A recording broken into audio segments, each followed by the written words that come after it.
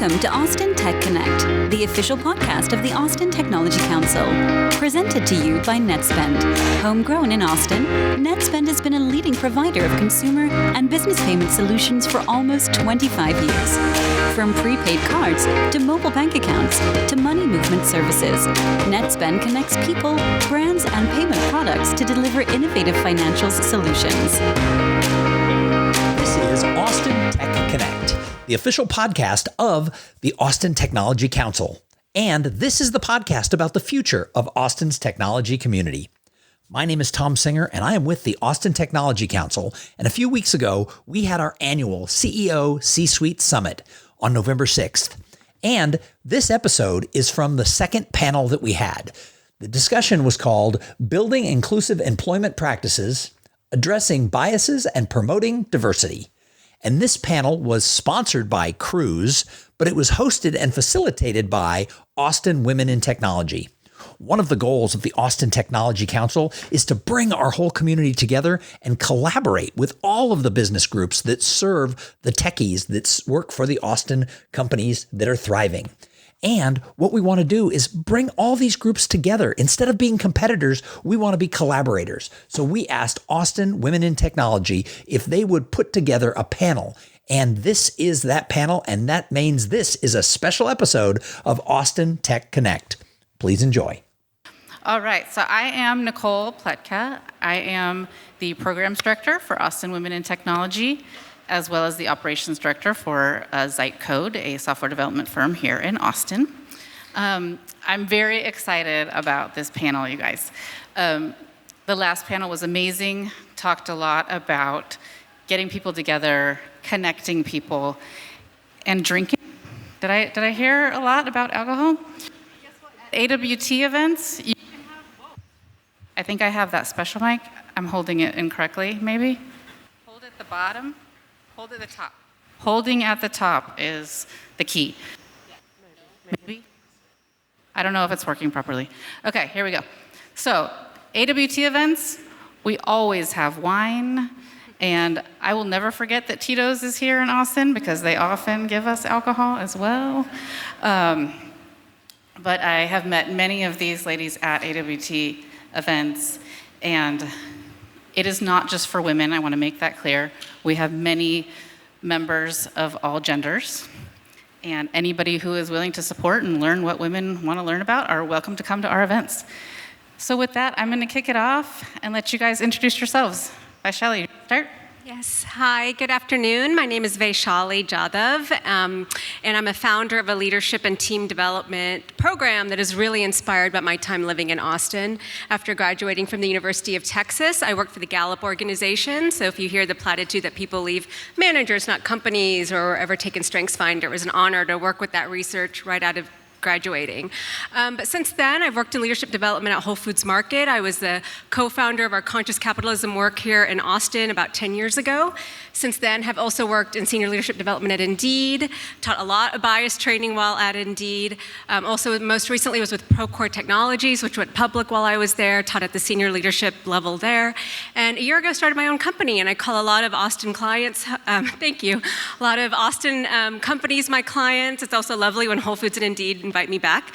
But I'm also incredibly honored to be the leadership development instructor for the Kendra Scott Women's Entrepreneurial Leadership Institute at the University of Texas, where we equip the next generation of women to not only start businesses, but to be amazing leaders. So I'm grateful to be here and bring that perspective to our time today. Hello, folks. Ronnie Sheth. I am actually one of the ATC board members, so I would like to thank you all for coming, first of all. Secondly, I am the founder and CEO of a company called Senin Group. It is a strategic advisory for data and AI. James, where's James? We had to bring up data and AI. I'm so sorry. But we are located in Austin. Our US headquarters is in Austin. We're in Canada and we're in Europe at the moment. We have big plans to expand, so we'd love for you to follow us. But more importantly, I think for us, it is important to really build a community of technology folks, of data folks, of AI folks, and that's my passion And especially nowadays with diversity, really, we see a lot of diversity news. We see diverse founders kind of up and coming. So my personal passion and the reason why I'm on this panel particularly is really to encourage all of us to bring those diverse founders, to bring the younger generation, uplift them, and really push them into our community where they can be leaders and they can really flourish and thrive. Thank you. Hello, everyone. My name is Kitty McLeod. I was born to two Caribbean parents in the good old Big Apple and grew up in Music City, that is Nashville, Tennessee. Any Casey Musgrave fans in the house? Yes. Any G-Unit fans in the house? Okay, yes, there's one. Great. All right, I had to ask. Yes. So I have been a CEO since I was 8 years old. I had parents that put me in business camp, and that really laid the foundation for me to start my own company, Illumin Wellness, where we focus on the intersection of DEI and wellness. Really making sure that not only are we doing the background work to make sure that our processes, our policies are all equitable, but also making sure that our people are well so that we can continue to sustain this work. Along with that, I'm also Vice President of the Board of the Black Professional Alliance of Austin, where one of our big goals is to try to help and retain Black talent here in Austin. The Black population in Austin has been steadily declining for the last 45 years, and every single person in this room can help turn that around. So hopefully we'll be able to check in a little bit more about that later. Hi, well, that sounds fascinating. I can't wait to talk to you more about that. I'm Dr. Joy Wiggins, and I have an equity and inclusion consulting business, and then I also work for JLL, a commercial real estate company, where I am the DEI research and content lead. So what I spend most of my day doing is looking at things that are coming up in the Supreme Court, any legal things that we need to know about as a DEI team, but I also do a ton of research reports. So I have my little stack of statistics today because, I'm a nerd. And the other thing that I've been doing was I was on the board of Austin Women in Tech, and I was both the sponsorship director and also the DEI director. So that's been my passion for years. I was a professor for about 20 years, teaching in the university. I taught UTA and also Western Washington University. And in those courses, I taught culture, equity, and advocacy and teacher education. So my PhD really looked at the educated person. What does that mean to be educated? And how does our cultural identities reflect the societies that we live in and the times that we live in? So all of that is really captured in the way that I view DEI. And I love DEI and well-being. I love that intersection, and also ESG. Economic, social governance. So those three things are real big passions of mine. Thanks, all of you. I mean, every single one of us has a job and another job. Did you guys notice that in the introduction? This is a group of extraordinary women, and I'm so happy to be on stage with you guys. I am a fellow nerd, super nerd. As you can tell, I actually made sure we didn't have a slide with just our faces, because what's more interesting, I think, is the statistics. And I wanted to make sure you guys have some numbers to read if it gets too boring to just listen to us talk. I know I like numbers more than people kind of a lot of the time. Anyway, so one of the first statistics on there talks about the profitability and potential that a lot of companies have as they get more diverse. Ronnie, do you want to speak to that a little bit and kind of explain why is that? What are the causes and underlying factors? Hello. Ah. And we sing. All right. Well, that woke some of you up, I think, I hope. So the question really revolves around talking about diversity and how diversity affects profitability and some of the factors behind, or underlying factors behind the why. Thank you. I am a little bit more interested. So the way I define diversity, let's talk about that first. I think most people, when they think about diversity, they think about race, they think about gender. But at Senin, we've actually created a 4-pillar framework around diversity. So we think about diversity as diversity of skills, diversity of race, diversity of gender, and diversity of age. And fun acronym I personally gave it is RAGS. It's my RAGS framework. This is how we talk about diversity. But more importantly, the reason why I'm sharing this definition of diversity is it's not all about gender, it's not all about race, it's not all about skills, and it's not all about age. There is a healthy mix there. The thread that I want to pull into this conversation particularly is cultural and ethnic minorities. And Kitty, this is something that you'll hopefully align with me on, is when I read a study by McKinsey, actually. It was done in 2015, 2016, that says firms are about 33% more likely to be industry-leading profitable if they have cultural and ethnic minorities on their executive team. Now, that was a very interesting statistic, and I really wanted to find out why that was. So I actually ran an experiment. And forgive me, I'm a little bit mischievous. So I ran an experiment, and what I did is I took a little task, a little assignment, and I gave a North American student that assignment. It was a simple assignment. Do some research, give me the facts.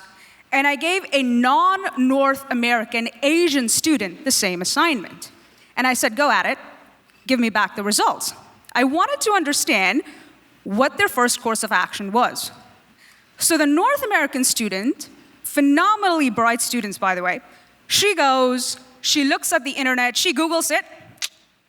Yay, Google. She Googles it, she does her own research online, she draws up fantastic facts, comes back to me, she says, these are my results. Great results.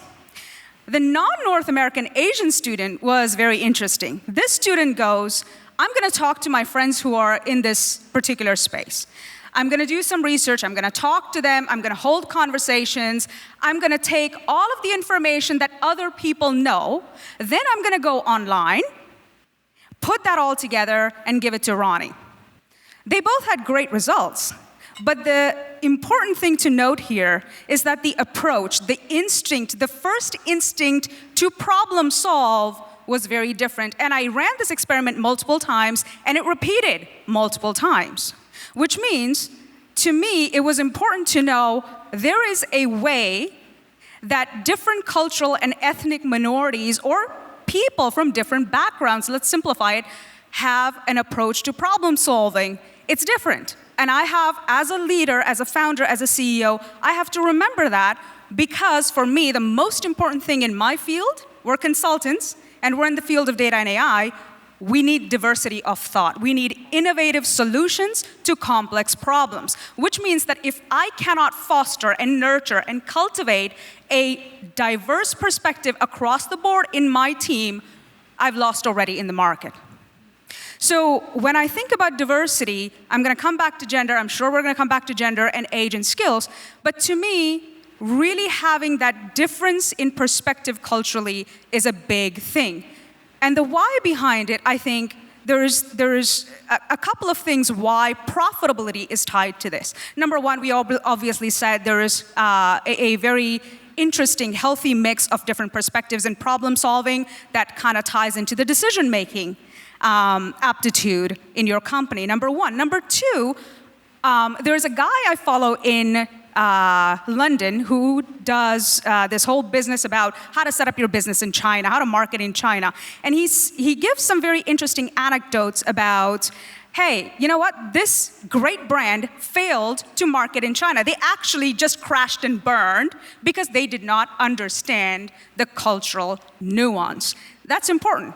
When you have a diverse team, understanding and applying cultural nuances to different types of consumers across the board, especially if you're an international company, becomes much easier. And number three, because of the diversity in perspective, you can actually come up with a wide range of solutions, which is products, services, offerings, and experiences for your customers. I firmly believe this because we've implemented this, and that actually ties back into the bottom line. So those are my three key reasons why I truly believe that diversity, cultural and ethnic diversity, is critical and fundamental when it comes to profitability. That was an excellent answer, Ronnie.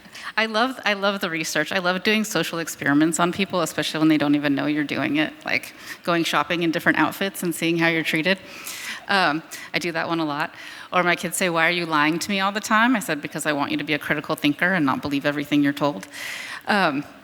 So anyway, those are my experiments. I do some of them. But anyway, enough about me. I wanted to get to hear from Kitty a little bit about what are some experiences you've actually witnessed on how greater diversity has helped with collaboration and how teams work together. Absolutely. I think one of the things that I have seen quite often, kind of to piggyback a little bit on the diversity of thought, it's been shown that diverse teams make better decision making, or have better decision making 87% of the time. So when you have diverse teams, not only do you have diversity of thought, you have diversity of knowledge, experience, opinions, and that really allows us to mix and match, to throw everything in the salad mixer, toss it up, and have different outcomes that you otherwise wouldn't have had. When you have the same groups of people together, you end up with groupthink, and no one ever, made a brand new recipe using the same ingredients that they use for their pound cake, right? So one of the things that I think has also come up quite a bit in terms of, so I have to be very honest with you all. I have a brain injury, so sometimes when I get excited, my brain short circuits. But I did bring my notes. Huzzah. One of the things that also comes up in working with diverse groups that made me really excited was the fact that we also have access to personal development just by sheer exposure. As we're in the global market, having cultural competency becomes so much more important, as we all know, working with teams all over the world. So when you have diverse teams, you're getting that personal development inherently. So those are a couple of things that I do look forward to. No, I love that. And I'm not going to talk about years of service that I've put in because I don't want y'all to know how old I am. But I do remember, being the only woman in tech and leader in tech and for a lot of companies I worked for, and being told, you think outside of the box. And just responding with, maybe I have a different box. And so I think that's exactly what you're saying, is the more boxes you bring to the table, the more surprises you might find. True. Vaishali, is there anything that you want to add to that? Yeah, whenever I work with CEOs on these kinds of questions, one thing I always counsel them is in Tuckman's research on the 4 stages of team, right? We norm, we form, and storm, and all of that.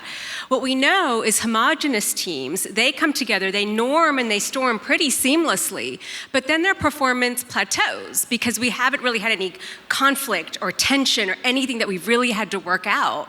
Heterogeneous teams, though, teams with diverse perspectives, when they come together, there's going to be that tension. There's going to be that conflict. So as leaders, what could you do as a CEO? When you see that, embrace it, right? It's not an invitation to say, oh, we tried this nice inclusion thing. It was a nice intellectual exercise, but now people aren't getting along and there's tension, conflict. If you can break through that and coach your leaders through that storming period with the heterogeneous teams, you're going to unlock innovation, productivity, you're going to mitigate risk. But that is your role as a leader, to really steward your teams through that storming process, because it will happen when you bring diverse perspectives. No, I love that. I think that's great. And a lot of things that I've learned, and one of my best relationships was conflict is okay as long as there's resolution. Yeah. But if you try and just wait it out and make sure people don't, get over it, that's not really changing anything. But if you figure out how to resolve that conflict, more conflict can actually lead to much more interesting accomplishments. Joy, let's talk about some of your research and personal experience. If all of this diversity is so great, why aren't we having more of it? What are some of the barriers? Wow. Okay, let's start with that. Well, I think some of the things, there's this, McKinsey did a report that just came out in 2023, and it was around the broken rung. So especially for women of color, there is this thing called the broken rung. How many of you have heard of that term before? Oh, good, great. I can't see that, so that's great. Well, something with the broken rung was that when you have entry-level positions, the broken rung happens between entry-level and manager positions. So a wide variety of women of color, that's where that broken rung is happening. So statistically, white women are, kind of slowly making their way up to the C-suite. But this broken rung happens with Latina women, Black women, Asian women, Indigenous. And so that piece right there is what needs to be, because what happens is that that compounds over time. They can never make that broken part up. So what McKinsey also said was that LGBTQI women and women with disabilities and women of color are more likely to face microaggressions. And so they are more likely going to want to work at home. And they have more flexibility in their work, because if you are going into the office and you're facing microaggressions, which are little slights, little digs at you, I've been called lots of things, abrasive, forceful, emotional, the stuff that women get called. And what happens then is that when they want to stay home, they need that flexibility. So if they want to stay remote, there is opportunities to stay within their support networks and to stay in the local communities where they can actually have that support. They also are able to just be able to, if they have children at home, they can go and come in and out. They can have flexible work hours. The only problem with that is that when they're on site, when people are on site that, don't care about the remote work, they are more likely to get promotions. They're more likely to get the feedback that they need. And so the people that are remote are not going to get that. And so that is something else to consider, that you have equity depending on location and where people are. And the other thing I would say is, there's lots of things that need to happen. Do you mind if I talk about that cultural initiative question? So one of the things that was one of the questions I think bleeds into this is what kinds of social and cultural initiatives have been happening. And so I just went to a Gartner conference 2 weeks ago. And one of the things that they really said was, sponsorship is really, really important. And sponsoring somebody that is different than you. Because if you sponsor the same people that look like you, we're going to get the same people. So that broken rung really needs to be mended by sponsorship, women in leadership programs, women of color having training modules and programs that actually address the specific barriers that they face, which are these microaggressions, how to navigate a system that really wasn't built for us. As women, we are, navigating a system that really didn't think about us. It was structured in a way that really didn't bring in our needs and the value that we bring. So 2 companies, BlackRock and JP Morgan. BlackRock, what they did was they created micro-communities in their early careers outreach program. And so what they did is they had 30-minute coaching sessions. And they really focused on grassroots leadership, micro-community building, and targeted professional development and intersectionality and allyship. So when you were talking about intersectionality, that, if you don't know, you have all of the different identities, whether that's gender identity, race, ethnicity, location, age, disability, all of those things, class, all those things create a person, and that's what makes us all unique. So we all have different unique needs. And the more that you can communicate those needs, and the more that you ask your employees what your needs are and how are you going to specifically meet them, then that actually will create that retention that you need. And the other thing that JP Morgan did was it was called Navigator Circles. And they had 500, it's a global program, over 500 people signed up globally and donated 1 hour a quarter of their time for mentorship and conversation. My company, JLL, we do self-ID campaigns, manager toolkits, listening session toolkits. We have a middle manager strategy that we're working on. So we're constantly looking and asking and using our engagement survey of our employees, what do you need? And this is what we can provide. And then we're transparent with those DEI metrics, and we're telling them, this is what we did. You asked for this is what we did. That was a really long answer. Sorry about that. No, that was a great answer. Stop apologizing. Didn't you learn that in all your training? Yes, women, we do how that. to be a strong woman, stop apologizing, right? there's so many things I keep wanting to add on to everything y'all are saying, but this is not the Nicole show. I wish it was. I have so many opinions about so many things, and the more any of you get to know me, you will find out I am full of them, full of opinions, whether you like them or not. But yeah, a lot of these graphs, they do come from these McKinsey reports. This broken rung is a really, really interesting statistic. And you can even see the diversity shrinking more and more as you go up the ladder, which is just sad, right? I mean, one of my big things is always I want the population of the world to mimic the population at a company, right? Like, why does it have to be different? But one thing I really need to stop talking, but I can't. If you are at a company, maybe it's not big enough to have employee resource groups or have all of these kinds of things. Well, what do you do? What do you do if there is only one person of color at your whole entire company? And in my opinion, that's where you use things like Austin Women in Tech or Austin Technology Council. You can give sponsorships to people to put them, in the community where they're comfortable. It doesn't have to be within your own company. You can sponsor and you can help by making them part of organizations that are outside of your company. That's something that's been really helpful to me. And also think about microaggressions. I think one of the issues is people don't even know when they're doing it. Like, most of the time, microaggressions are something people don't realize they're being offensive. And like, for me personally, it was going to networking events and having people ask me, who's watching your kids? And they think they're being nice by remembering that I have children. But when I asked their father, has anyone ever asked you who's watching your kids? He's like, what a stupid question. Nobody would ever ask me that. But it's such a common question.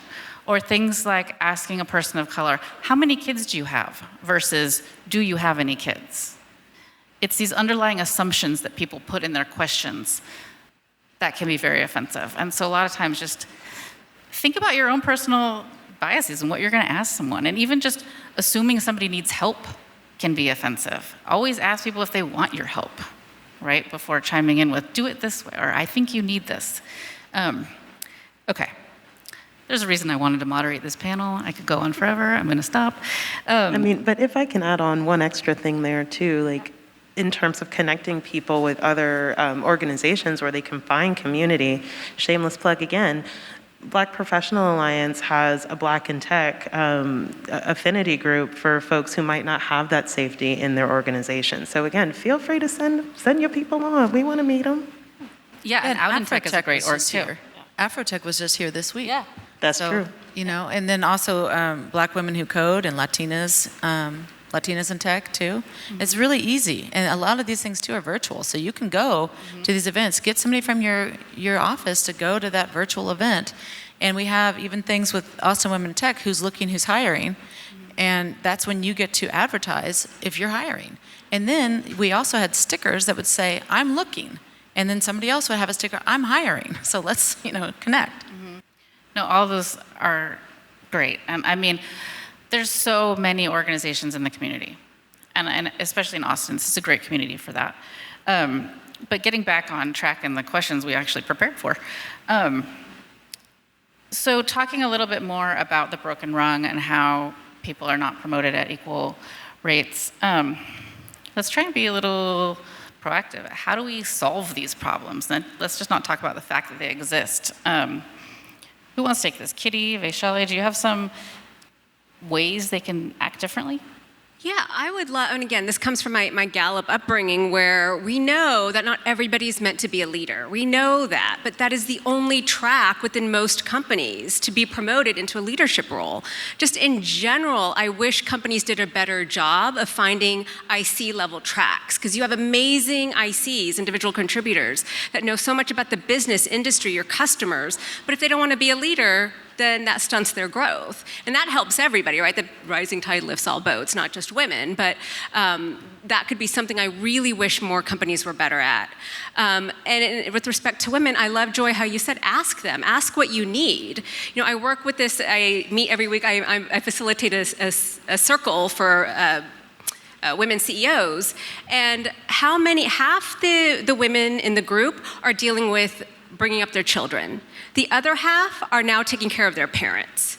We have to understand that this is a barrier for women to fully be successful, that they do take on too much of the caretaking responsibilities, and it doesn't end when the children go off to college. So when we talk about promotion opportunities, ask them, what do you need? What do you need to be successful? My hypothesis is more generous leave policies. Like, we cannot wait for the government to figure this out. CEOs can figure this out. This group can come together and figure this out and not wait for the government to do that.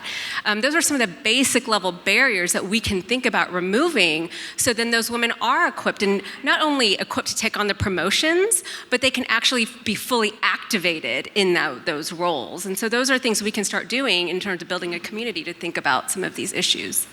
No, I love that. And Ronnie, I want you to take over with that a little bit about how can we make our candidate pools more diverse? Because you do hear that a problem a lot. Like, I can only hire from the people who apply to the job. So how do I get a more diverse pool of candidates?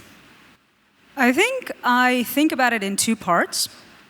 Number one is, how do you strategically approach diversity in your organization? And number two, what partnerships do you build? What community do you tap into? And I'll start with the community. If you want to create a diverse workforce, you have to be where the diversity is, right? Let me repeat myself. If you want to create diversity in your workforce, you have to be where the diversity is. So just a couple of things that we at Senin are doing. Number one, we all hire from universities. Universities give us fantastic talent, and I'm a young person. I will always advocate for young people in business and really try to uplift them. So what I've started doing is, what are the sister universities in Africa, in India, in Asia? Where can I tap into talent pools that do not look like me, that do not think like me, that maybe do not have exposure to North America, and North Americans do not have exposure completely to these pools. And there are some fantastic high caliber institutions. For example, there is a STEM institute that is actually associated with the United Nations that I met at the United Nations World Data Forum this year, and we're actually partnering up with them to see if we can explore pathways of hiring those folks for Senin. These are researchers, these are PhDs, brilliant folks, but they're in Africa. Guess what? I want that diversity. I want those people to come in and to really start challenging our thinking here in North America, and also in STEM, in the work that we do. And some of the other things, shout out Austin Women in Technology. Some of the other things is, if you have community organizations in your cities, in your communities, in places that you live or you work, tap those organizations. We need to talk, Nicole, thank you. But definitely tap those organizations, because it's a win-win for you. Number one, you're getting access to good, trusted talent, and you're helping your community grow. There's a community impact piece, which I'm very, very interested in, and that helps us do that as well. So that's the partnerships piece. The strategic piece is really embedding the definition of diversity in your hiring practices and making it actionable. We have 40% women in our company. Where are they sitting? Are they in marketing or are they in engineering? How many women do you have in your engineering department? What do they look like? What is their age? What is their race? What's the skill set that you're going after? If it's 40% today, are you moving towards 45? Are you moving towards 50? Or are you moving towards 35 and 30 over the next year? Make it actionable. Look at it, analyze it, review it, monitor it, and work on it is a big, big thing at Senin. We want to do this. We want to get better at it, not fall behind. And the last thing I'll leave you with is, really, this is a C-suite driven initiative. Leaders in this community, we have to really try and push these initiatives. We have to support these initiatives. We have to nurture and cultivate our workforces, not the other way around. No, I think that's amazing. And it's honestly like a big part of why we invite men to come to Austin Women in Tech, right? You can't change the world if you only invite half the population, right?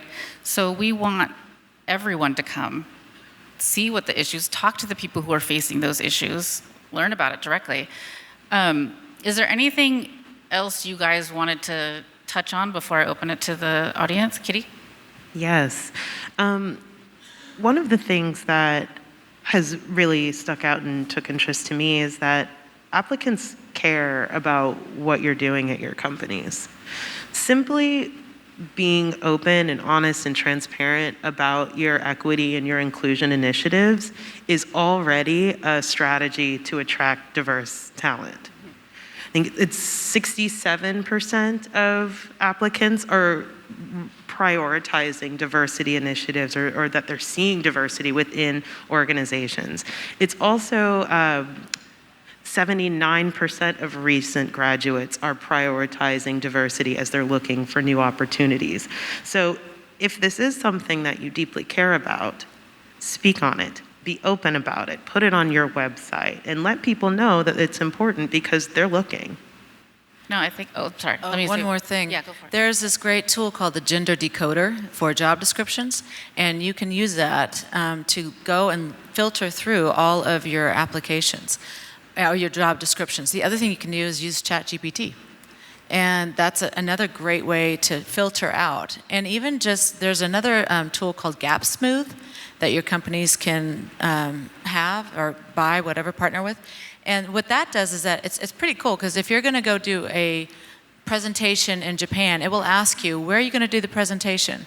Well, what are you trying to speak on? Well, these are some of the cultural nuances that you might need to know when you go to Japan, or and it's all countries all over the world. And it's like, this is what they value in that community. So it's really, important for our CEOs when they go someplace, like, oh, okay, this is good. I won't step all over and fumble all over myself. So that's another one. Good. That's really good. It took, 9 minutes left to talk about AI, but I have two tools that I've been using. Both Zoom and Teams now have meeting summaries that you can get after, right, when you have a meeting. Don't just use those to have your post-session notes. Read through them and see, how many times did your women speak? Did they speak? Did they not? If they did, great. That's information, that's data, right? If not, again, that's just another data point. And I think there's even some tools that will count the number of minutes. I'm not so educated on those, but at least looking at a generated, third-party generated notes, more objective, to really see who is contributing to a meeting can give you some of the data that you might need to make some changes. That's amazing. Is there any questions from the audience that you guys are really interested in? Over there. Thank you so much for coming to speak. Super interesting conversation. Really stuck out to me the advice about providing sponsorships to connect your people to professional associations in the area so that they feel supported.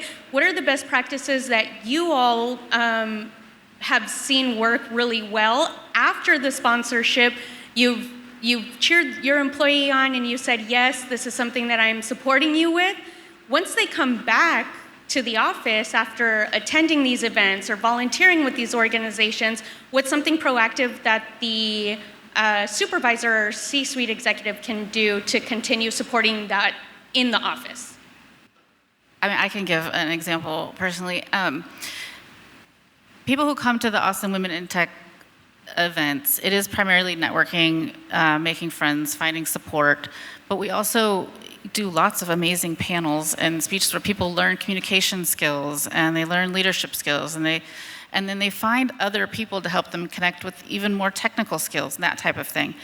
And a lot of times we help them get comfortable speaking in front of a large group and get comfortable advocating for themselves, learning negotiation skills. So you see, what I've seen is people who've gone to our events just getting more confidence, going, I'm not a freak for being treated this way, or thinking I'm being treated differently, or I'm not a weirdo for wanting this thing. I just met 20 other women who feel the same way. Now I feel empowered to tell my boss that it's not okay that this is happening at my job, right? It makes you don't feel like so much of an alien, and you actually feel more able to ask for things. Does that answer? Okay. There's another thing I forgot to mention too at this Gartner conference that I went to every single session. They talked about accountable peers. So if you go and let's say you do a learning module or you do a sponsorship program, you have other people in the C-suite that are also maybe sponsors. You have accountability with them and you check in with them and you give each other ideas on how to best sponsor your sponsees. And then the other thing is having bias monitors before performance reviews. So if you have like professional development training modules, you have, a DEI one, or you really should just embed DEI in every single module because it's everywhere. It's human life. But when you can have an accountability partner or peer and you can digest that information right after that training module, then you are more likely to keep that top of mind when performance reviews come in. And then you can even have a bias monitor that will help that person that's doing the manager that's doing those performance reviews. Like, hey, listen, have you thought about this? Go back to those learning modules that you did, or even go back and review them again, take them again, or take another one. And just so that keeps top of mind. No, I think that's great. And I know a lot of companies struggle with going, what does my DEI director do on a daily basis? Like, what are they actually responsible for? Are they just supposed to be some, policing people, monitoring people? Like, what is their actual job? And it's failed at a lot of companies because they don't really know how to give those people a job description, right? And something like we do at AWT, and then what Joy did for us quite a bit, was if somebody wanted to be a sponsor of our organization, we had our DEI person kind of vet that company and say, do they really advocate for women, or do they just want to sponsor us so they look like they do? Right? And so it's things like reviewing the website, reviewing the language, reviewing the job descriptions. Like, if you really start embedding them in every department, you will find lots of things for them to do. In addition, thank you for that question. One of the things that came up while she was speaking was, it's one thing to send someone out and to be able to help them to go out and to find support and community, but when they get back, really being invested in what did you learn, where do you see it that it could be implemented within the company, be curious and also champion their ideas within the organization so that it can be used for change. Don't just leave it at, okay, we did the thing, they found their people. No, what do we do next? What do we do next? I think one of the things that stands out for me as a tech CEO is that in every single RFP that we have responded to, we have to prove diversity on our own team to win the bid. So I think that diversity is also highly economic for people growing companies. And I think we're going to see more and more and more of this in the future. So I just thought that that was an important topic to bring up because I'm seeing it when I'm responding. Look at your suppliers. It's not just your employees, right? All of your vendors as well. Are you bringing that perspective into your RFP process is vital. Yeah, no, that's a perfect point. I mean, again, another role for a DEI person. Can you vet these companies who are replying, that are responding to this? Are these the type of companies we want to be working with, that we want to be affiliated with? That's actually part of my job as the research and content lead, is that we have RFPs that come to our desk all the time. And what they do for our team is we have a DEI request form. And it will be spread out to whoever the expert is on our team.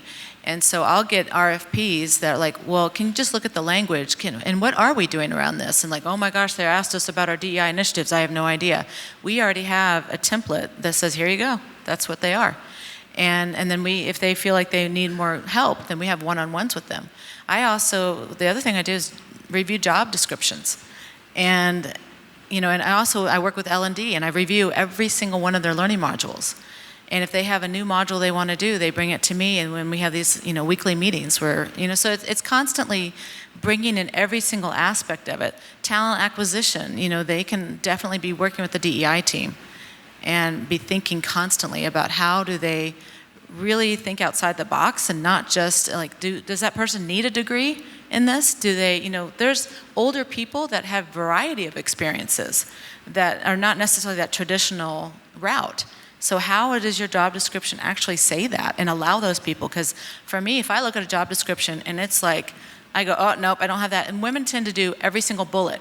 We want every single bullet has to match. And statistically, men don't do that. They're like, it's good. And they're like, they get, pretty much half of it. But women, we really do look at every single bullet. Do I have that? Do I have that? Can I prove that? And that sometimes gets stuck. So if it's more open-ended in the job descriptions, that's better too. Okay, we only have about 30 seconds left. Are there any closing words y'all want to make? When's the next AWT event that we can all go to? The next AWT event is December 14th. We have a happy hour. It is a members-only happy hour, but we can always have a special guest. You just have to know my name. And I can make sure you get in. It will be at Kitty Cohen's. It is a female-owned bar on the east side. That's amazing. And then in January, we are going to have a hiring event. We don't have a date set yet, but it's going to be like a job fair and also a panel discussion on the hiring trends for 2024.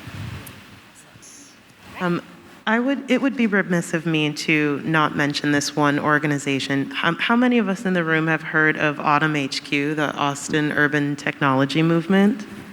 Great. Okay, there's some hands in the house. If you are looking to recruit Black and Latino talent as well, they are an amazing nonprofit that helps to remove barriers of entry into the tech industry for those communities. Highly recommend, look them up. They are always seeking partners to help connect talent. The Austin Urban Technology Movement, Autumn HQ. All right. Are y'all going to stick around for a while? Yes. Yep. Okay. We'll be here. You can find us. We hope you enjoyed that special episode. Thank you so much for being a listener of Austin Tech Connect. Please make sure that you subscribe on Apple or Spotify or wherever you get your podcast joy. The Austin Technology Council is dedicated to trying to serve the entire tech community. We're moving back to being a grassroots organization. But we can't accomplish this if the grassroots doesn't show up and lend their voice. That's why we do events like the CEO/C-Suite Summit and many more events that are coming up in 2024. So please make sure that your technology company is supporting the Austin Technology Council. Thanks for listening to the Austin Tech Connect podcast. Make sure your company is a member of the Austin Technology Council and add your voice to the future of our tech ecosystem in Central Texas.